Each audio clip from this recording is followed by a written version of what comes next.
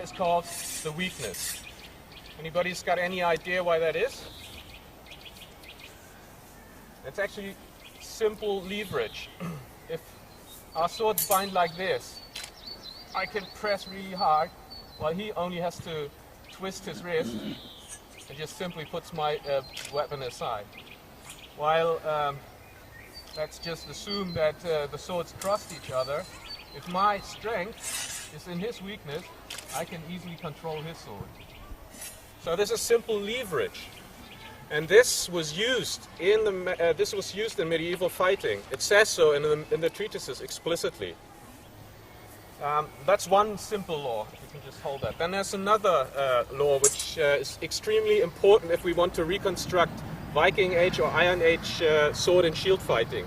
Now I need another volunteer, please. You look brave. What's your name? Yes. I'm Ness, pleased to meet you. Okay, if you just push against my hand, I push against yours. So he's standing strong against me, that's good. Don't lean in.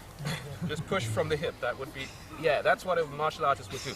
Now the human body can give pushing or pulling power full force only if he makes itself extremely vulnerable against lateral pressure.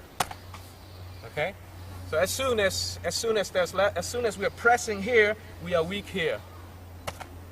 Okay, same if you just press against my hand laterally. Now we are pressing this way. This makes us weak against push and pull. Okay, thank you. So that was a real sword. We call that a simulator because it's not really a sword. It's not sharp. So, and it's got a round tip, and it's extremely flexible. So if that was a real sword, how would a swordsman apply pressure? Laterally or push and pull wise? What's your guess? What does a swordsman want to do? He wants to, for instance, cut into his neck. He can only do that if he delivers pushing or pulling pressure, right? And this is done with which part of the blade? With the edges, right? That's the sharp parts on a real sword. So that means that if Mikkel strikes at me, yeah, do it slowly. He's giving either pushing or pulling pressure. Now that makes him weak where? Makes him weak at the sides, right? Mm-hmm. Did you get that? So there's another biomechanical law when you fight with weapons. If we press laterally, the both of us, the edge is always stronger than the flat. If I just simply twist my hand, I've got the control in the bind. Right? That's another law. It's anatomy and physics. It's biomechanics. Okay, it's been like that all the time, always. It's nothing we just simply made up. So, and this concept is extremely important when you use Viking shields. Now this takes us to the big round shields.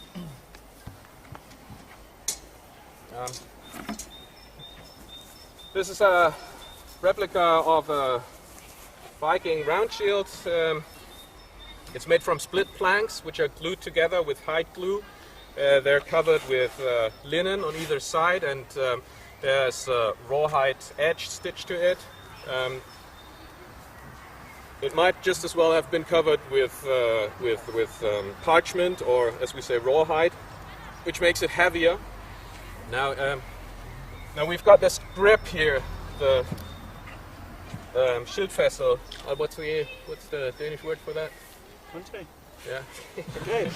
And we've got this boss here. Now, when you see reenactment, then that's what I used to do for ages. Then people hold the shield up square on, presenting the flat. All right. Weapons are always cleverly designed.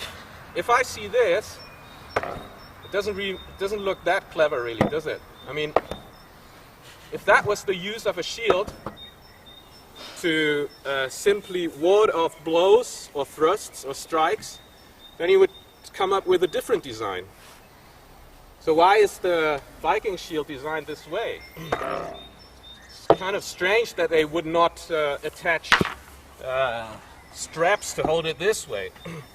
Well, that's because you fight differently here. And we came up with that because we were considering not only the later manuals but also biomechanics. Now, we pick up swords to give you some impressions of the concepts we came up with, and I will explain why we think this might have been part of the repertoire of Viking Age fighters.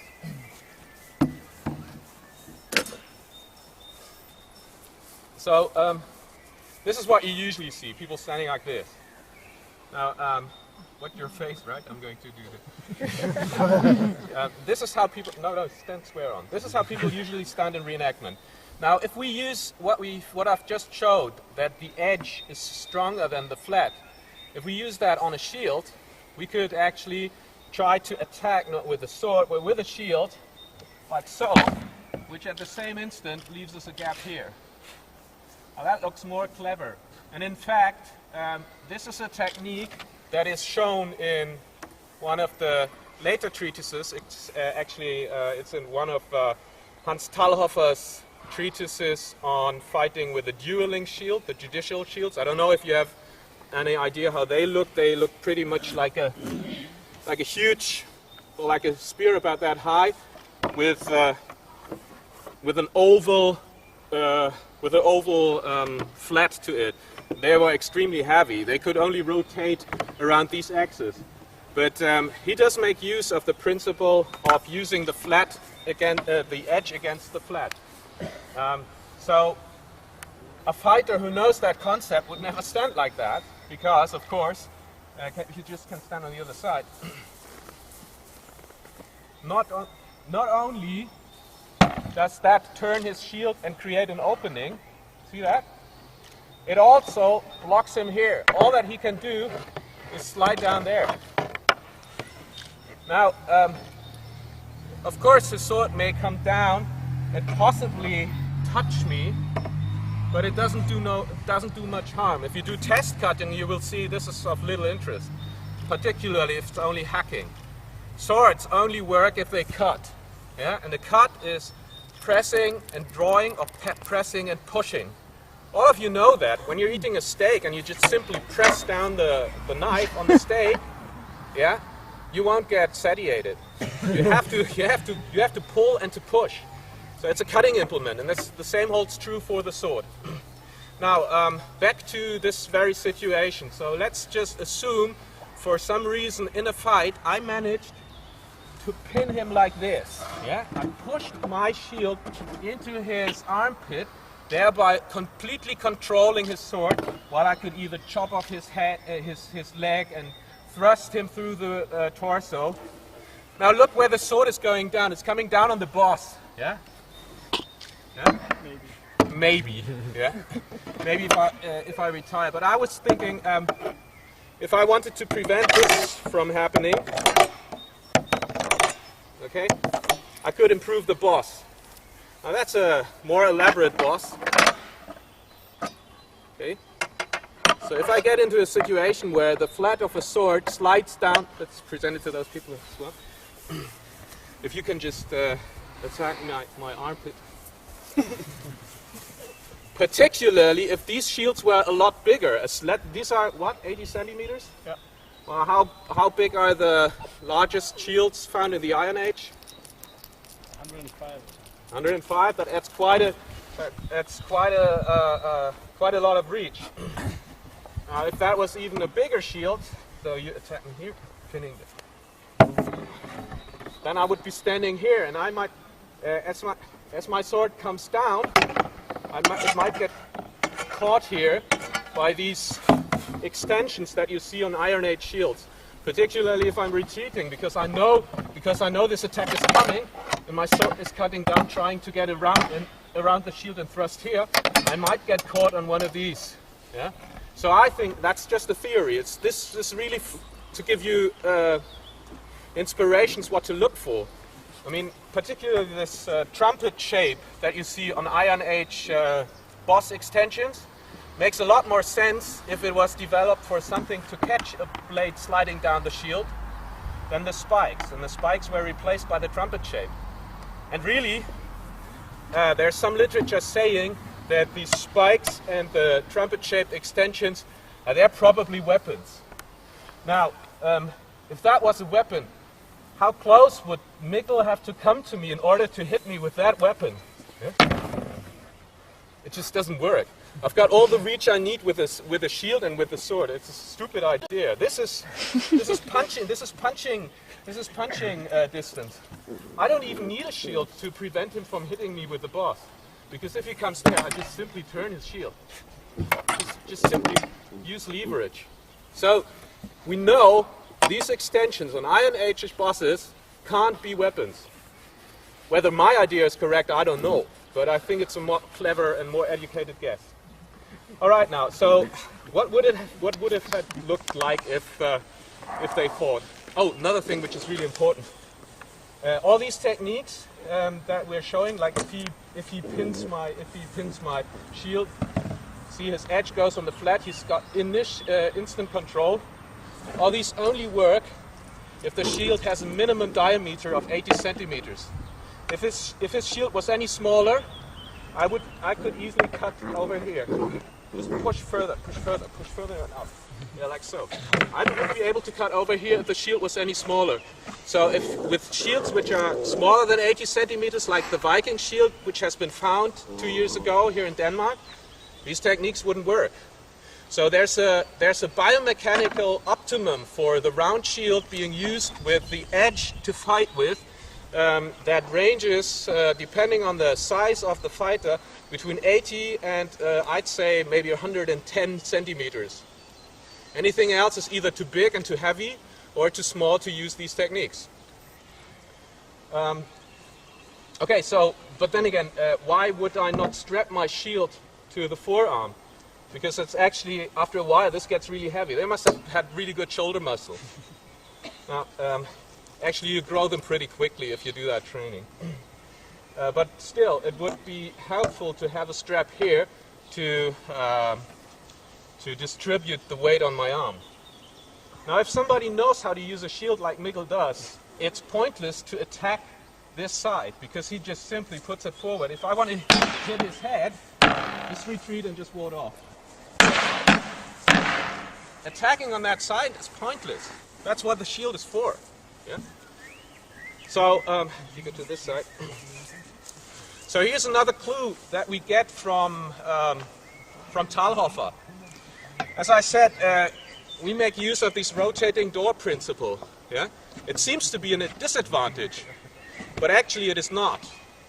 Because if I attack him this way, I can actually strike to his weapon side, hitting his hand or thrusting to the face. Meanwhile, warding off the main weapon. That's the main weapon. Yeah? Because what he wants to do is he wants to attack my flat to turn my shield and thrust me, right? So as he does this, I let him come and strike to this side. I just pick up that pressure and strike at him. Yeah, if his blow is already coming in, I just simply thrust at him, warding off the weapon here. Okay, this is biomechanically so much stronger. He's just striking into the strength of my blades. I can still thrust at him even if he presses hard, because there I'm using leverage. So these are biomechanical principles and knowledge from the treatises that we use to reconstruct how these were used. All right, let's see if this would work out. We just try to do a little flow drill just to show you what you constantly strive to do when you fight with this kind of weapon set. You try to put pressure and put pressure on his shield with your shield to find an opening. That's opening is the part that we strike to. Yeah? Self-explaining, isn't it? And I've got this axis that works for me. Yeah? And of course I also have the arm axis. So I can use this as well. Why would anyone use a position like that? Well, let's just assume he attacked my flat, turns, or I attack his flat, turn his shield and press it into the armpit. And now as he strikes, I feel the strike coming, and I go to this side. Yeah? He's completely sealed off, and I even stepped on his foot.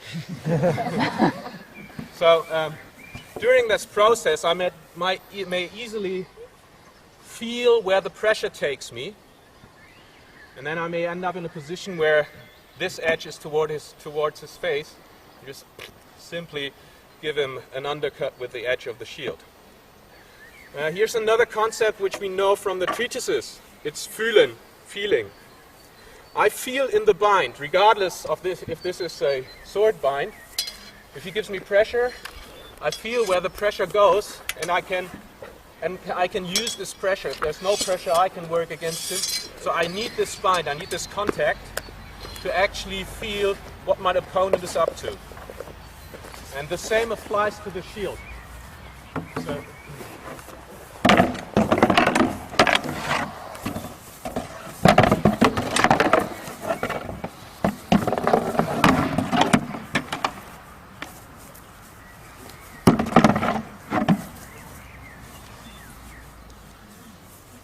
okay, some more.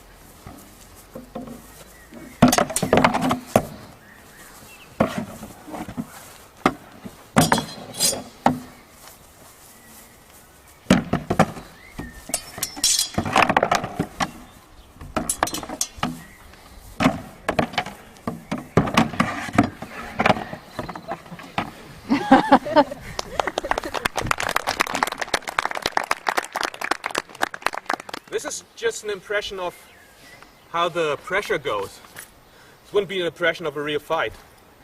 To simulate a real fight, you would need safety equipment. Because the main attack, let's put on masks. What you do with these is you use both weapons at the same time. This is the attacking weapon. This is the exploiting weapon. You create the opening with the shield, and at the same time, the sword moves and goes into the opening. It's like a matador. So if you turn the shield, at the same time you either thrust or cut.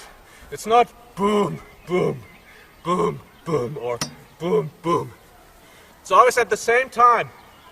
Because, and here is later fencing theory.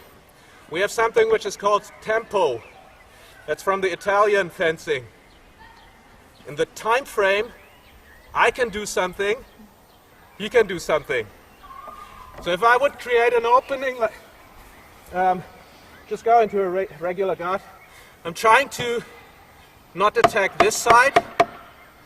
I'm trying to attack this side because he's already standing pretty sophisticatedly. So what applies here also applies on the inside. If I attack him like that and don't strike at the same time, my chance is gone. I have to strike at the same time. Okay? Created a gap, went through. Works really nicely. Mikkel came up with an interesting concept of keeping touch with your edge and flat of the sword as you fence.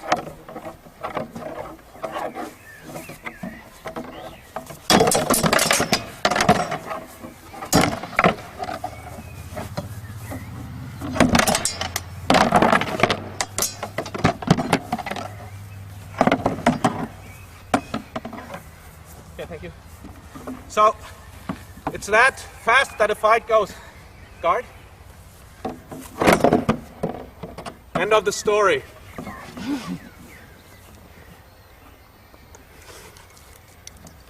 So you see, as soon as you start experimenting with some martial background knowledge, using the later treatises, and having a look at the actual weapons, that tells you a lot. Because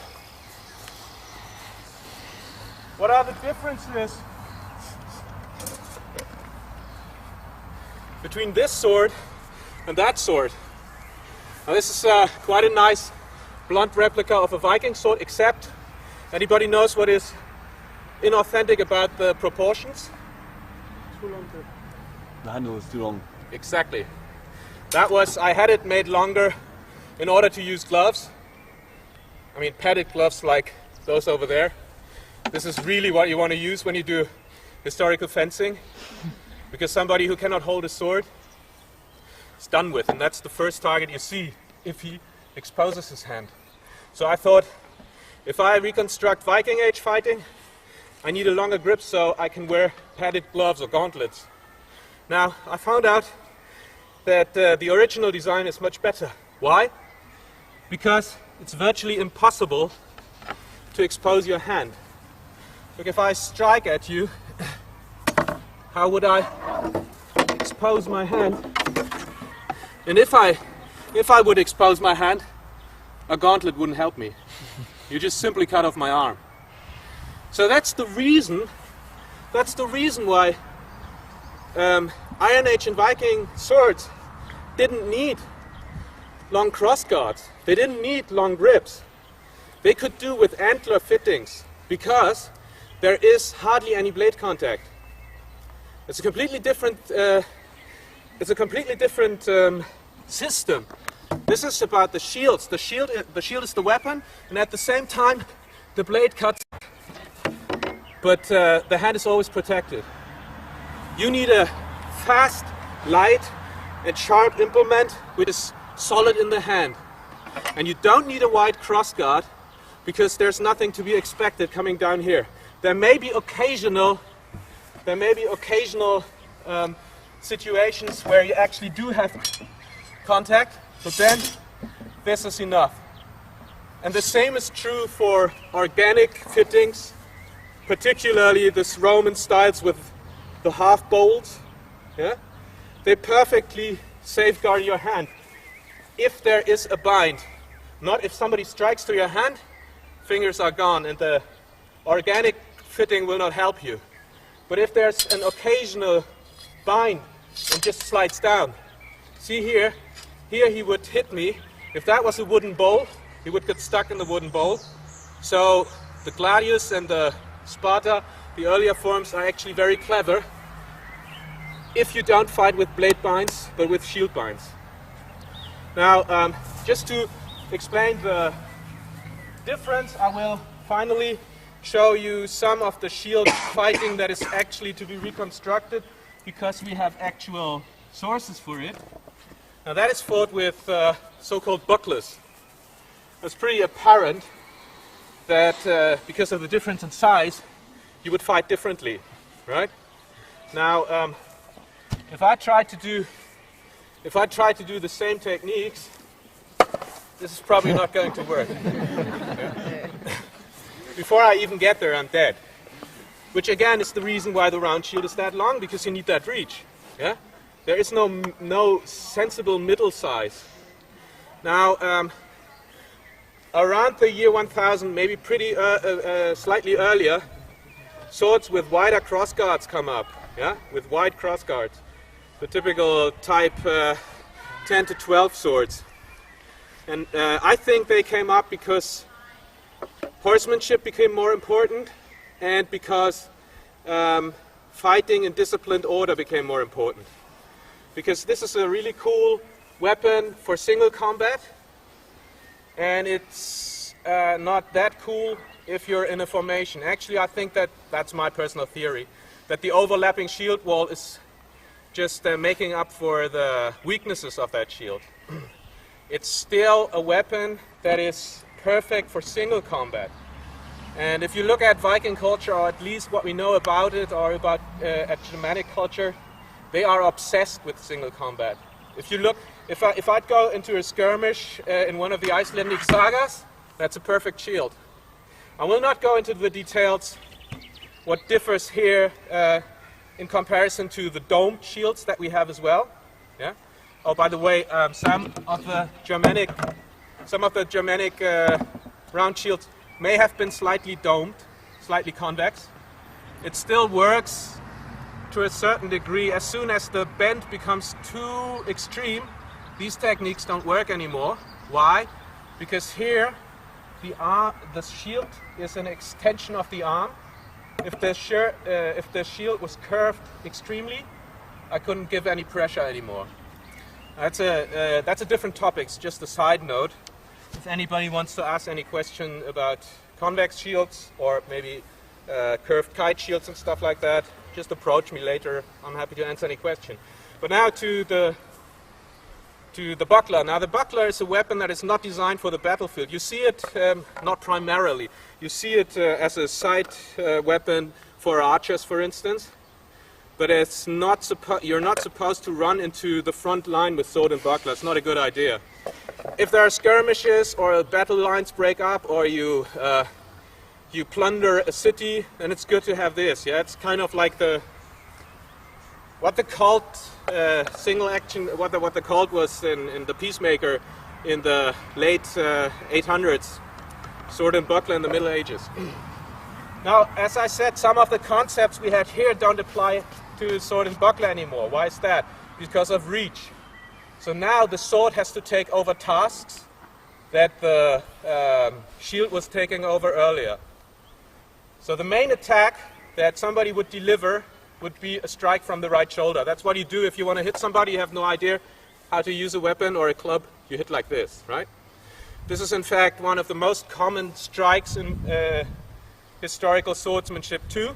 So I'm going to show you how the 133 manuscript, that's a very advanced and sophisticated manuscript describing fighting with sword and buckler, deals with that situation. So let's just assume the both of us enter a fight, we're standing in our guard, and now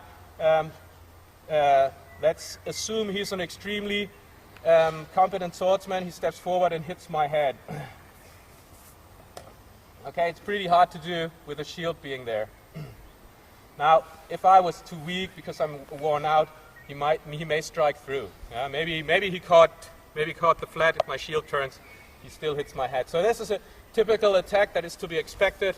Also, he may just simply step off line and strike at me, and I'm a slow slug. Oh. Okay. So the concept of this manual is that as soon as you see somebody in a certain specific ward, these are the basic stances that you start your fighting from. This is, for instance, called second ward. I know what he's up to. Why would I know what he's up to? What could he do against me? Except striking to the head. Is there anything else he could do? Well, it doesn't matter if you say something stupid. Yeah, he could cut down, cut at my leg. Oh, magic! I hit his head and he misses my leg. Oh, I must have the longer sword, right? Nope, doesn't look like it. I must have longer arms. Strange, isn't it? Again, now without shields, just so two gentlemen wanting to hit each other. One gentleman's going for the leg, the other's going for the head. Now this is biomechanics again, and it's a principle that we find in the treatises again. It's called Überlaufen, and it works like so. Your arm, your sword is attached to your arm is attached to your shoulder. As you lower, you do the same, just lift. As you lower your arm, you lose reach. Okay? Because the arm is not on a construction that goes. If your arm was attached to your ass, he would have won. Right? But that's not the case. So this is another of these universal laws which shows us you can reconstruct sword fighting because, of course, they knew it, and it's in the treatises too. So back to the situation, he cannot strike at my leg without being hit himself. So I know the most, or he could actually change position. He could actually go to a different position, like so, for instance, in order to strike from that shoulder. Yeah? But as he does that, I can attack. He wastes tempo. Okay? Again, fencing theory. So if he's clever, he has to take the most direct route. Just do it slowly. The most direct route for the sword is to travel on a straight line into the target. So when I see this position as I come to a fight, I can look into the future, assuming he's a competent swordsman. If he's not a competent swordsman, he's going to die anyway. If he is a competent swordsman, I just simply close this line. And now, this is going to be only one of two examples I'm going to give, but keeping the bind is eminent for all swordsmanship. You don't want to leave now, because this bind tells me what he will be doing next. But I'm closer to him now, so looking into the future through the bind will kill him. If there's little pressure here, I just simply go forward, block his weapons, and cut through his face. If there, let's go to the field, you go to second, I go to Schützen, and we go to the bind, right? Oh, ward. I go here, yeah? If there's a lot of pressure, oh, I feel it through the bind, yeah? It's leverage. I go here, I go where the pressure takes me. And if there's kind of equal pressure, I step through. His sword can go nowhere. There's his shield, my blade, my crossguard, my buckler, and I cut forward, which opens his neck. While I cut forward, I twist my hand either this way or that way. That opens the wound and leaves a gashing wound, and that'll bleed him out if he doesn't die instantly. Okay, and the last thing I'm going to show is an extremely strange ward that you see in buckler fighting, and it's this one, which looks kind of stupid. Yeah, why would I want to do anything like that? Yeah. This is a ward which is designed to attack the weapon side. So if I'm standing like this, well,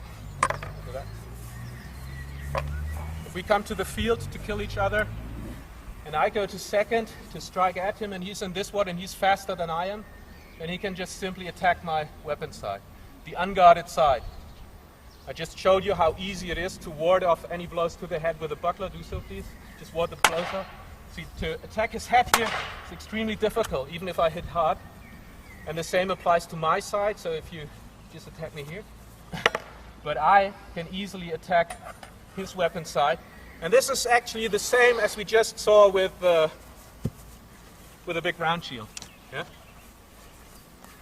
He can't attack up there. I can't attack up there where his shield would be. So I just go around. So this is just to show some of the concepts and principles you can analyze on the older treaties and use them to try to make an educated guess how you would have used weapons that we don't have any written sources about. Thank you.